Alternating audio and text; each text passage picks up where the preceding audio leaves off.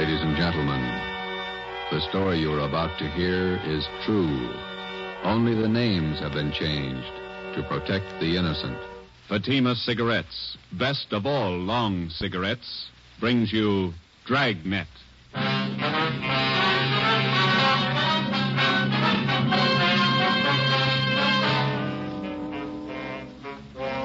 You're a detective sergeant. You're assigned to homicide detail. A young woman has been murdered. The body was discovered behind locked doors. The assassin is still at large.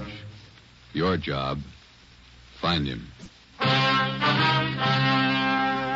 If you want a long cigarette, smoke the best of long cigarettes. Smoke Fatima. Fatima is the long cigarette which contains the finest Turkish and domestic tobaccos superbly blended to make Fatima extra mild. And that's why Fatima has a much different, much better flavor and aroma than any other long cigarette. That's why Fatima is doubling and redoubling its smokers. So, if you want a long cigarette, smoke the best of all long cigarettes. Smoke Fatima. Dragnet, the documented drama of an actual crime.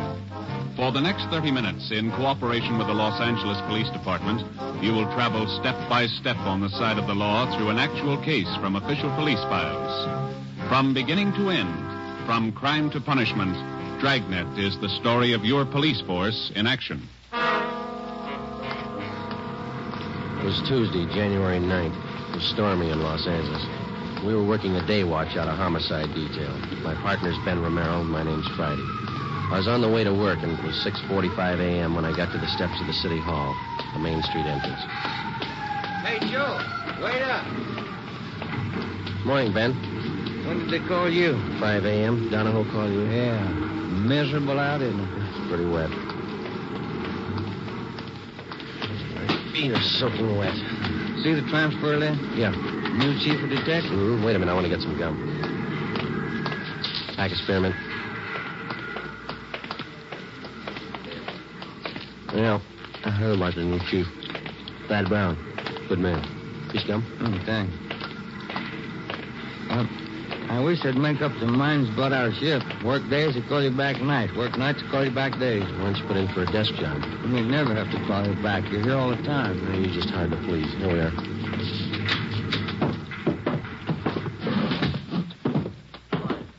Chief wants to see you one. Thanks, Egan. Gentlemen, sit down.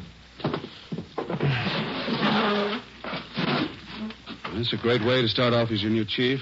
Call you back on a rotten morning like this. We're glad you got the job, Thad. Yeah, congratulations, Chief. It's hard to follow men like Ed Backstrom. Gonna need your help. You got it. Here's why I called you back. Laura Barclay. With the dead body report, nightclub entertainer. Landlady found the body an hour ago. Who's covering? Burton and Anderson, they're out there now. Strangled, huh? Well, the lamp cord. Still trying to figure out how the guy got in the house. Doors and windows all locked. Yeah. The tack. That the motive? For now, yeah. I just came from there. I think there's more. Any reason? Her room wasn't prowled. Yeah? Well, just a hunch. Play it for me. Ben and I left Thad Brown's office, picked up Lieutenant Lee Jones at the crime lab, and drove to the West Adams district, number 16 Imperial Place, where the body of Laura Barclay had been found. It was an ornate frame structure done in Victorian style, at least 30 to 40 years old. Number 16 was on the ground floor. We went in. A narrow hallway led to the bedroom in the rear of the house. 2 gas jet fixtures, which had been converted to electricity, were the only illumination. This place has seen better days. Anybody else coming out, Lee? I see flash bulbs down there. They must be here already. Lieutenant, Friday, down this way. Hi, Burton. Hi. Photographer's covering the body position. Peterson's dusting for prints. Fred, shoot a couple of overheads. Don't make them all angle shots. Get up high, then move in close. Yeah, Chief was right. Room's in pretty good order. Did you talk to anybody, Burton? Landlady lives upstairs. Only 2 people living in the building. Mm-hmm. Did she tell you anything? Said the Barclay girl paid her rent on time. Good tenant. Plays the organ at the Blue Fox. Cocktail lounge. Any idea how the murderer got in here? Not yet. Every door and window in the place is locked. Anything else? That's it so far. We'll give you 15.7 on what we got. Okay, Lloyd. You and Anderson have another detail? Yeah, working on that Westwood thing. 2 uniform men outside if you want anything. Right, thanks. Looks like a tough one, Joe. Whoever did it must have come in through the keyhole. See you later. So long, Lloyd. Andy. Peterson's dusting for prints. Nothing yet. Only piece of physical evidence so far, the lamp cord she was strangled with. I'll run it through downtown. Not a sign of a struggle. Maybe she wanted to die. Check the bathroom, will you, Ben? Yeah. I'll look around the kitchen. Hey, Pete, have you dusted the lamps yet? Not this way. I'm going to keep this.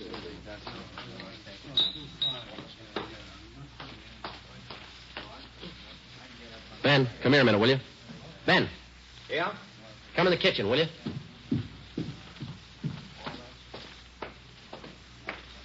You got a pencil? Oh, yeah. Yeah, here you are. Okay. Take a look at this garbage chute here. Let me see. About 8 feet to the ground. Yeah, big enough for a man to get through. Oh, yeah. Yeah, no problem. Lee.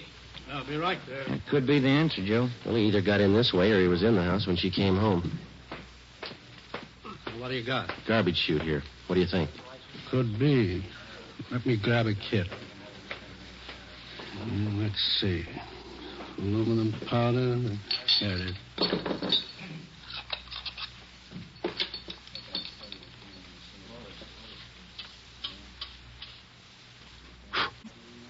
No.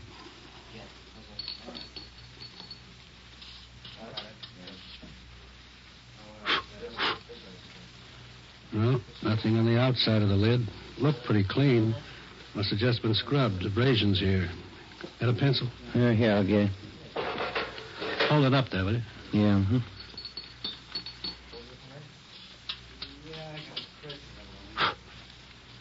Yeah. There we go.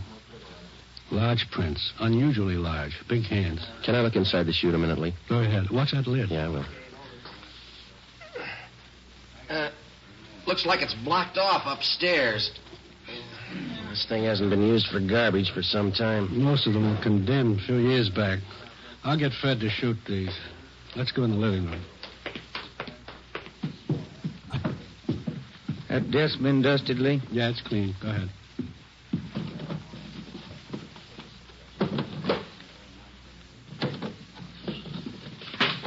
Take a look, Joe. Yeah. Photographs. Hundreds of them. All men. Yeah, all different. Lee Jones and the crime lab crew finished up and went back to Central Division. 2 uniformed officers remained on duty at the scene of the crime. Thad Brown had men sent out to canvass the neighborhood. Ben and I went upstairs and talked with the landlady, a Mrs. Emma Smith.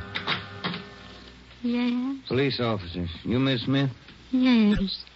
You're not the same officers I talked with before. No, ma'am. I wonder if we could ask you a few questions. I told the other officers everything I knew. We have to double check, Miss Smith. Who was the girl who lived in the apartment below, number 16? Laura Barkley. Is that the name she used? The mail she received, was it addressed that way? Yes, it was. She was a very good tenant, Laura. No trouble with her at all. When did she move here?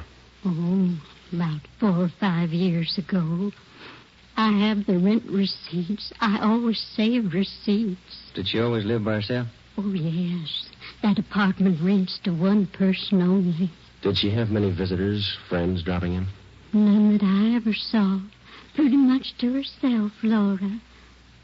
The men came yesterday and took it away. What's that, ma'am? The organ. Electric one. Laura rented it from a big downtown firm.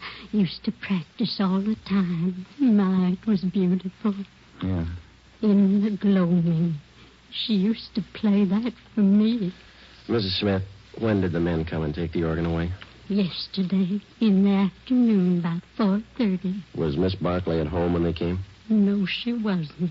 She left me a note to let them in, so I let them in. I never allow anyone in the apartment without a note. You know the name of the company where she rented the organ?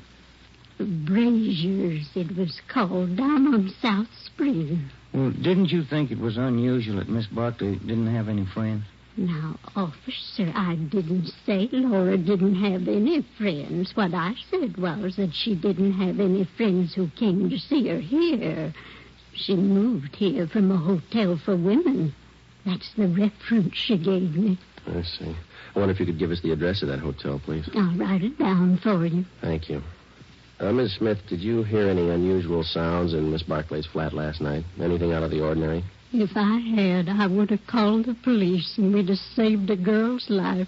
No, thank you very much, Miss Smith. Here's a card. If there's anything you think of after we've gone, don't hesitate to call us. Thank you, I will. I hope you get the dirty men who killed Laura. We didn't say it was a man, Miss Smith. Well, isn't it always a man?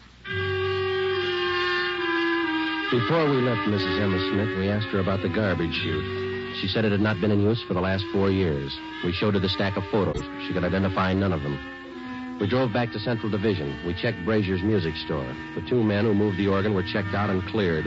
We went to the Wynn Hotel for young ladies. They could tell us nothing. Laura Barclay's references were all good. We went back to the office and met with Chief of Detectives Thad Brown.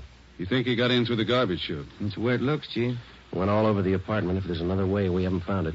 All right, you know how he got in. Who is he? We got out an APB on his M.O., latent fingerprints, and making a run on those prints we found. You got an idea about these pictures here.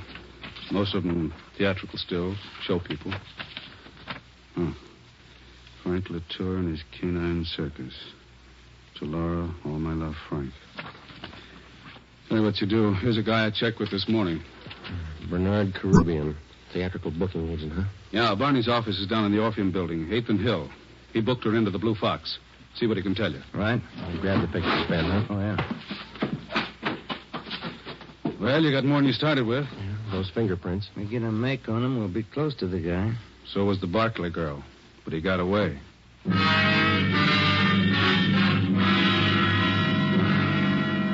I wonder if we could see Mr. Caribbean. Who's calling, please? Sergeant Romero and Sergeant Friday, police officers. Oh, one moment, please. Yeah, please. 2 police officers to see you, Mr. Caribbean. Sergeant Friday and Sergeant Romero, is that right? Yes, ma'am. Send him in. Go right in. Thank you. All right, let's go.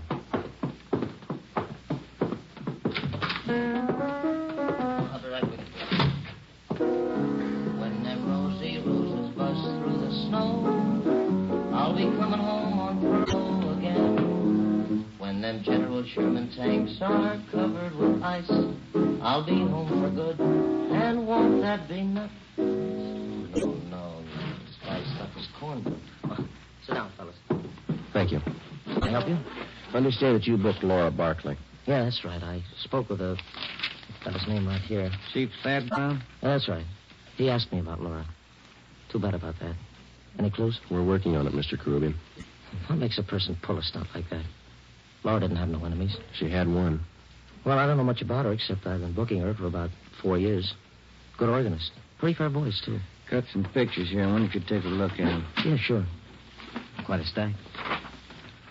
Yeah, old Frankie Latour and them dogs. Great act. I book 'em. Ricky Rogan, King of the Tap. Gus Orinoco and that singing seal of his. Yeah, I know all these people. I book 'em all. Did Laura Barclay work with all these people? One time or another, yeah. During the war, USO camp shows, you know. Do you know whether she was close to any of them? Well, come to think of it, she was. That Frankie Latour, crazy about them dogs of his. No, I mean the men themselves. Anybody that she seemed particularly interested in? Never heard her mention anybody. Pretty girl. Did you know her very well, Mr. Groovy? Only when she came in and out of town on an engagement. I'm a married man.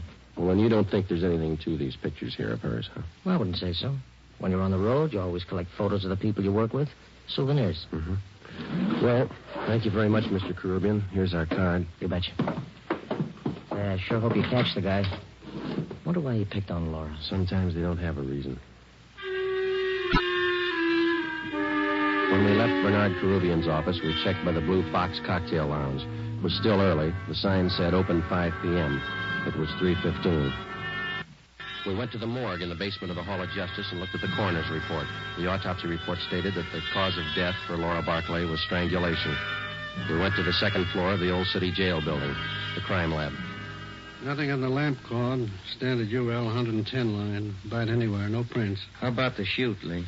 Went back there and rechecked. You were right. The guy got in through the garbage chute. Found more of the same prints along with some cloth impressions in the dust. Tell you anything? The guy was wearing some kind of tweed, Donegal, 15 to the inch. How about the size of a man, Lee? How big could he be to clear that chute? It had a 20-inch diameter. Almost any man could squeeze through that. Check the ground level of the chute. Cement, no footprints. You don't have too much for it. I got one thing for you. What's that? I think I found your motive, and not the one listed on the report. Yeah? Here are the blow-ups of the body. This 36 by 54 here. Hold that in, will you, Ben? No, I don't. Look through this magnifying glass here. The right hand. Yeah. See where I'm pointing? Ring finger, yeah. Look like ring marks. That's right. Pretty wide. Must have been good-sized rings. Well, they might still be in that room. I called Thad Brown. He had the room rechecked. No sign. And you think we got a burglary motive on our hands? That's my guess. Dad had the boys check with the landlady. She didn't know anything about any rings the Barclay girl might have had. That doesn't help. I think I got something else. Here. Library book. Hers? There are cards in one of the pockets inside, checked out from the L.A. Public Library main branch. Mm-hmm. I think these might be your lead on the missing rings. A librarian sees a person's hands every time they check out a book. That makes sense, Lee. We'll play it that way. What department were the books checked out of? The music room. Well, that's it. I think you've got your motive now and a good set of prints. You're close. Thanks a lot, Lee. Well, let's go to the library, Ben. I'll get it. Crime lab. No, this is Friday. Oh.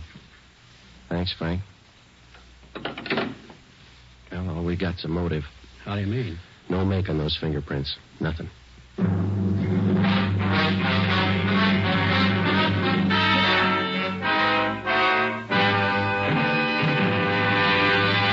You are listening to Dragnet for the solution to an actual case from official police files. Now, here is a real solution to many of your Christmas shopping problems. If your friends smoke a long cigarette, give the best of all long cigarettes, Fatima. Give Fatima for quality. The name Fatima has always stood for the best in cigarette quality. Give Fatima for flavor. Fatima has a much different, much better flavor and aroma than any other long cigarette. Give Fatima. They're extra mild. Yes, Fatima is the long cigarette which contains the finest Turkish and domestic tobaccos superbly blended to make Fatima extra mild. Yes, extra mild. So give Fatima for Christmas in the attractive golden yellow carton. It's the long cigarette that has doubled and redoubled its smokers. Yes, more and more smokers every day agree Fatima is the best of all long cigarettes. 4:30 p.m. Tuesday, January 9th. Heavy rain. Laura Barclay's murderer was still a free man. Ben and I were sure that whoever left their fingerprints on the inside of that garbage chute was the same man who murdered the Barclay girl. He had no previous record. His first crime, as far as we knew, was a killing, and the odds were all in his favor. The fingerprints gave us nothing. All we had left to lead us to the killer were 3 library books and a stack of old theatrical photos. The solution of most crimes for the working detective is method and persistence. When you have clues, you work with them. When you don't, you work your way to a logical conclusion as best you can. We went to the Los Angeles Public Library, the main branch. The librarians in the music room handle thousands of readers every week. None of them remembered Laura Barclay. We drove over to the Blue Fox Cocktail Lounge. We interviewed the manager, and he knew nothing of her personal life. We talked to Harry Schumann, the organist who had taken Laura Barclay's place. What would you like to hear, fellas? Police officers like to talk to you, man. About Laura, huh? That's right. All right, if I keep on playing? The manager wants full 15-minute sets. Oh, yeah, go ahead. That's all right. What can I tell you? How long have you known Miss Barclay? Oh, 4 or 5 years. It's a terrible thing. You got to get whoever did it. Yeah, we're going to try. Can you think of anybody that might have killed her? I know you ask that question of everybody. I don't know. Does anybody ever know for sure? Sometimes. Well, I don't know. When you think of a person, you never think who might murder him. Maybe you might know a few things about her that you could fill us in on. I'll try. She go in for jewelry much? Rings, things like that? Funny you should ask that. She was nuts for it. Good things. Rings? Had a couple of beauties. Diamonds they were, big stones. Cost $4,000. I know she used to put most of her money into those rings. She buy them on time? Yeah. I remember one night she was overjoyed. The night she paid him off. Cost a lot of dough. Can you describe those rings for us? Not too good. I can give you the name of the jeweler she bought them from. That'll do. Do you know anybody else that we might talk to? Don't know any of her friends. She was an only child. No living relatives that I know of. How about her landlady? Yeah, I guess that's it, Harry. Thank you. For what? I wish I could help more. If everybody had your attitude, we'd be out of a job. Before we left the Blue Fox, Harry Schumann gave us the address of Laura Barkley's jeweler. The next morning, we checked with the manager of the store, and he gave us a complete description of the 2 diamond rings which the dead girl had purchased. They were valued at $4,000. He gave us detailed drawings of the rings. We went back to the office, gave the information to burglary detail. An all-points bulletin was put out describing them. Pawn shops throughout the city and state were alerted to watch for the stolen rings. We had lunch with Chief Thad Brown at Costa's Cafe. Never mind, O'Mara. I'll get it. Oh, thank you, Chief. I'll get the tip. Stew was good. Do you have some change for the cigarette machine? Thanks. Need any cigarettes, Joe? No, thanks, Thad.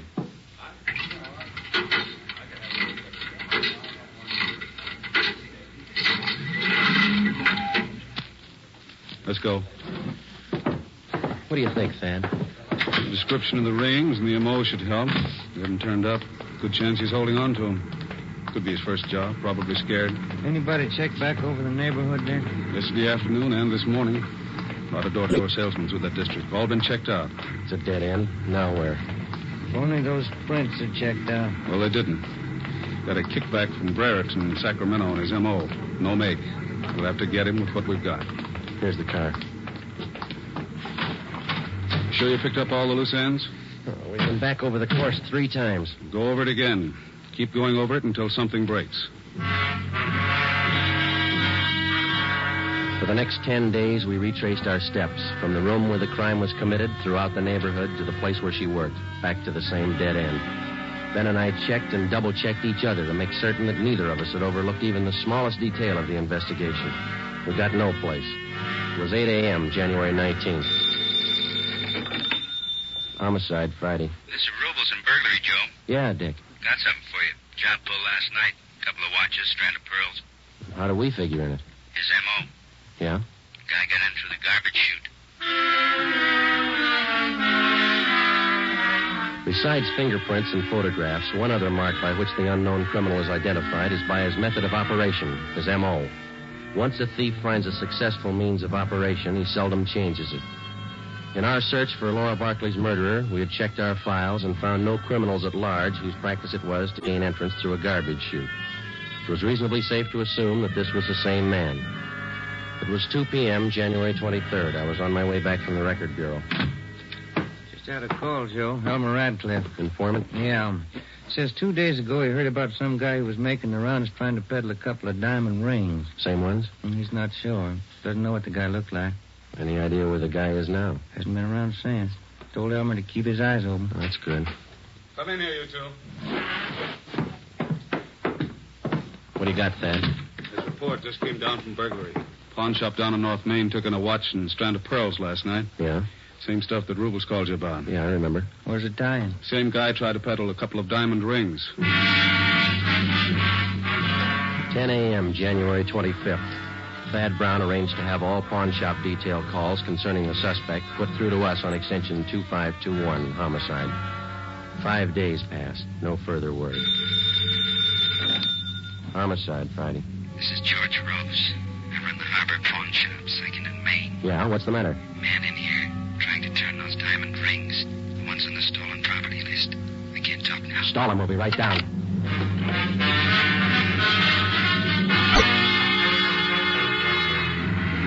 Come on, Ben. Move it. Yeah?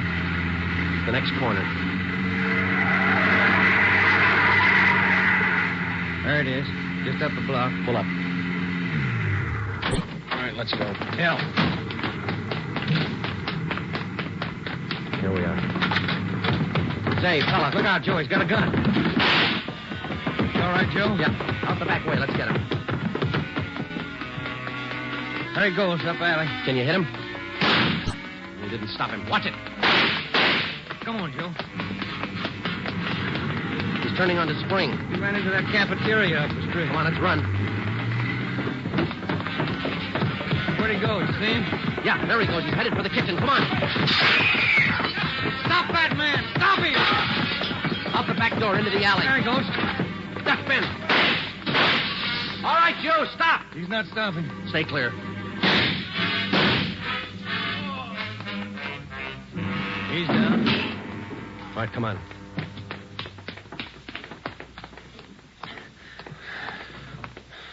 All right, get his guns. Yeah. You got him in the leg, Joe. Hit his head when he fell. All right, snap him on. Huh. Look on the little finger of his right hand. 2 diamond rings. Yeah. Doesn't make sense, does it? What's that? $4,000 worth of diamonds, and he's lying on a pile of garbage. The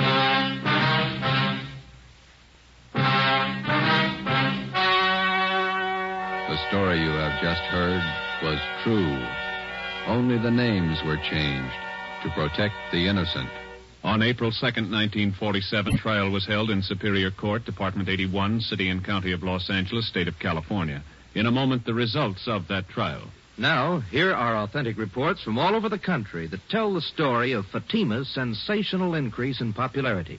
New Orleans Division. Fatima sales up 300%. Detroit Division. Fatima sales up 348%. Los Angeles Division. Fatima sales up 545%. More and more smokers agree Fatima is the best of long cigarettes. So enjoy Fatima yourself and give extra mild Fatimas for Christmas in the attractive golden yellow carton. Everyone who smokes Fatima says that this great new long cigarette is the best of all long cigarettes.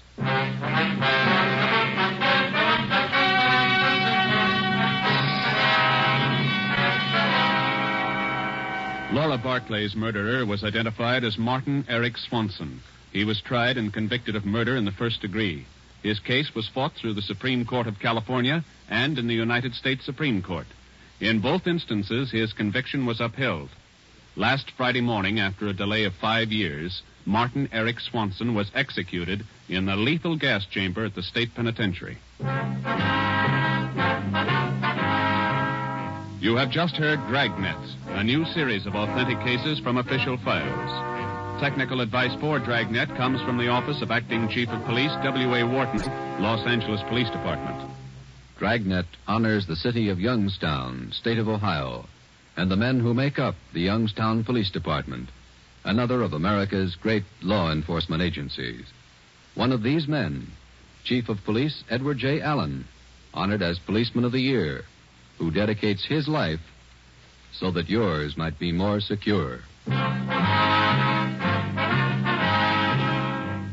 Fatima Cigarettes, best of all long cigarettes, has brought you Dragnet from Los Angeles.